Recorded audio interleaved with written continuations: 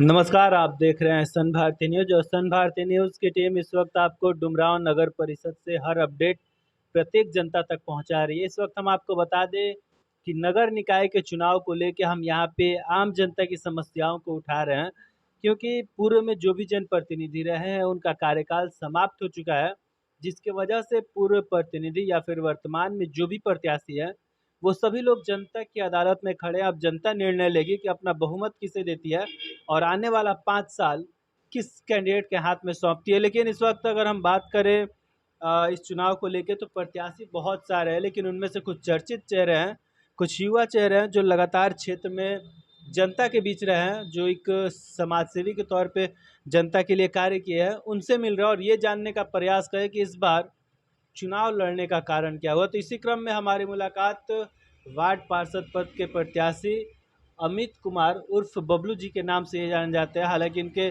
परिवार से पूर्व मुखिया रह के यहाँ की जनता का सेवा कर चुके हैं, लेकिन ये अपना राजनीतिक करियर एक वार्ड पार्षद पद से शुरू कर रहे हैं। तो सबसे पहले बबलू जी, बहुत बहुत स्वागत है आपका। आपको भी दिल से प्रणाम, आपके सभी श्रोता को भी प्रणाम। तो जैसा कि सर ये आपका चुनाव पहला है, राजनीति में वार्ड पद से आया है, तो कारण क्या रहा वार्ड पद से चुनाव लड़ने का? जी देखिए, हम लोगों को तो पहले पंचायत था, अब नगर पालिका से हम लोग जुड़ गए हैं। नगर पालिका से जुड़ने के बाद हमने देखा, बाबा भी मुखिया रहे हैं, उनके पहले दादाजी लोग काफ़ी नामी रहे हैं। ननन बाबा, सुखननन बाबा, जगदेव बाबा, बलदेव बाबा, महादेव बाबा, ये लोग भी बहुत अंग्रेज़ों के युग से नामी रहे हैं। पूरे शाहाबाद ही नहीं, पूरे बिहार में इन लोगों का चर्चा है। हम भी अपना राजनीतिक कैरियर यहीं से स्टार्ट किए हैं, वार्ड पार्षद का चुनाव लड़े हैं। सबसे मेरी प्रथम प्राथमिकता होगी, हमारे वार्ड में जुड़े हुए हैं, इधर डीके कॉलेज हुआ, डीएस कोठी हुआ, कई सड़कें नहीं बनी हुई हैं, वर्षा में लोगों को परेशानियां होती हैं आने में जाने में, उसको सबसे पहले बनवाना। उसके बाद कहीं भी शादी हो, विवाह हो, वहाँ एक दो कर्मचारी भेज करके सफाई करवाना, ये सब मेरी प्राथमिकता होगी। तो अगर हम बात करें आपके परिवार को लेके, तो काफ़ी लंबा समय रहा और जनता की सेवा में निरंतर पीढ़ी दर पीढ़ी लगे आए हैं। आप भी जनता के बीच रहे। अगर हम बात करें, अभी तक आप किसी पद पे नहीं थे, लेकिन एक युवा समाज सेवी है, जनता के बीच किस तरह का सेवा का कार्य अभी तक करते हैं? हालांकि अभी तक जनता आपको कोई पद नहीं दिया है, ये पहला लड़ाई है किसी पद के लिए। किस तरह का सेवा अभी यहाँ की जनता के बीच करते हैं?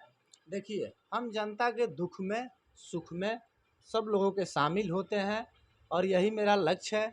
हम वार्ड पार्षद बनते हैं तो भी दुख में, सुख में कहीं भी जाएंगे, लोगों को, अपने लोगों के बीच, टोटल वार्ड के जितने गरीब धनी सभी लोगों के बीच जाएंगे, दुख में जाएंगे, सुख में जाएंगे।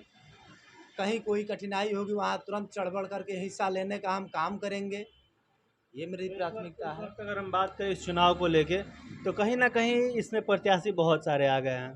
तो क्या लग रहा है, ये चुनाव आपके लिए आसान होने वाला है? आसान, बाबा दादा का भी जो रहा है, दादाजी भी लोग भी ननन बाबा रहे हैं, सुखननन बाबा रहे हैं, महादेव, जगदेव बाबा, महादेव, इन लोगों का काफ़ी नाम है। मेरी स्थिति ठीक है, जनता डिसीजन करेगी, जनता मालिक है, जनता को हम प्रणाम करते हैं आपके न्यूज़ के माध्यम से। अभी निरंतर आप जनता से मिल रहे हैं, जी, जनता का क्या रुझान है, क्या कहना है? रुझान अभी ठीक है, जनता कह रही है कि एक बार आपको मौका दिया जाएगा। आपके परिवार से पूर्व में राम बच्चन सिंह मुखिया रह चुके शिव हैं, बच्चन। शिव बच्चन सिंह। उनका कार्यकाल कैसा रहा? यहाँ की जनता के बीच किस तरह के कार्य अभी तक करते आए थे? पूरे गांव नहीं, पूरे शाहाबाद में अगर जा कर के पूछिएगा तो शिव बच्चन मुखिया का जहां आप नाम रखिएगा वहां लोग कहेंगे कि वैसा मुखिया ही नहीं हुआ इस पूरे शाहाबाद जिले में, पूरे शाहाबाद में वैसा मुखिया ही नहीं हुआ। उनका इतना नाम है, इतना नाम है, पूछिए मत, बहुत नाम है उनका। फिलहाल तो आप एक छोटे पद से चुनाव लड़ रहे हैं। हालांकि ये भी लड़ाई काफ़ी अहम रहेगी, क्योंकि प्रत्याशी बहुत सारे आ गए और ये जो परिसीमन बढ़ा है, तो जाहिर सी बात है कि सरकार की योजनाएं बहुत सारी आएंगी। अभी देखा जाए तो समस्याएं बहुत सारी है, चाहे वो हम सड़क के बारे में बात करें, नल जल के बारे में बात करें, साफ़ सफाई के मामले में बात करें, या फिर जो टैक्स लगा हुआ है, सबसे ज़्यादा चर्चा का विषय बना हुआ है। यहाँ की जनता अगर टैक्स पे करती है तो उस हिसाब से सुविधाएं भी मिलनी चाहिए, जो कि अभी तक मिल नहीं पा रहा है। तो क्या टारगेट लेके चले हैं? जनता अगर आपको वार्ड पार्षद पद पे बिठाती है तो क्या कुछ नया यहाँ पे देखने के लिए मिलेगा? देखिए, हम पहले भी कार्यपालक से बात कर चुके हैं अपने वार्ड के विषय में। उसके बाद कार्यपालक से मिल कर के, चेयरमैन से मिल कर के निस्वार्थ निस्वार्थ पहले सब काम, गली और नली, इस सबको देख देख करके, लिख लिख करके ले जा करके, ये काम ला करके निस्वार्थ करवाने का काम करेंगे।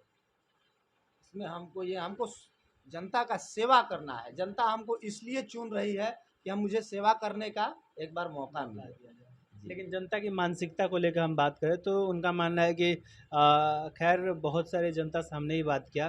कुछ लोग कह रहे थे कि प्रत्याशी चुनाव से पहले आते हैं, वादे कर लेते हैं, लेकिन निभाता कोई नहीं है, निभाने में सब कोई सक्षम नहीं होता है। तो क्या कहना चाहेंगे इस बारे में? इस पे हम 100% कह रहे हैं, जनता से वादा कर रहे हैं, इसको निभाएंगे, निस्वार्थ निभाएंगे।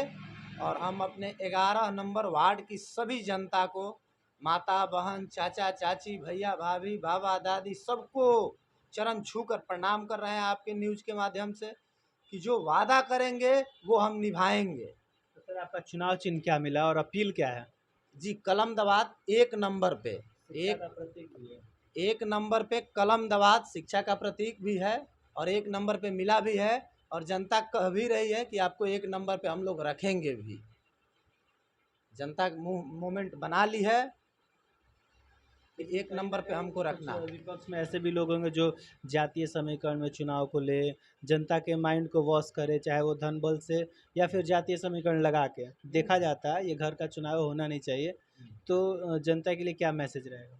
सर, जनता के लिए देखिए, जनता, धन बल, मेरे वार्ड के लोग, कोई भी एक एक व्यक्ति, मुझे गर्व है, बिकने वाले नहीं है और इधर उधर कोई जाने वाला नहीं है, किसी के भरमाने में पड़ने वाला नहीं है। जनता जान रही है कौन प्रत्याशी संघर्ष करता है, हमको भी जनता जानती है। हजारों लड़कों को गाड़ी सिखा करके रोजगार दिलाने का मैंने काम किया। 10 वर्षों से लगातार जनता के बीच संघर्ष करते हुए आए हैं और करते रहेंगे। ये जनता से बताना नहीं है, जनता जानती है, हम लगे हुए हैं, इस पे लगे हुए हैं, काफ़ी संघर्ष कर रहे हैं और जनता जानती है कि वर्षों से एकदम कामयाबी दिलाएगी हमको। जैसा कि अभी तक आप सुन पा रहे थे अमित जी को, जिनसे हमारी बात हो रही थी।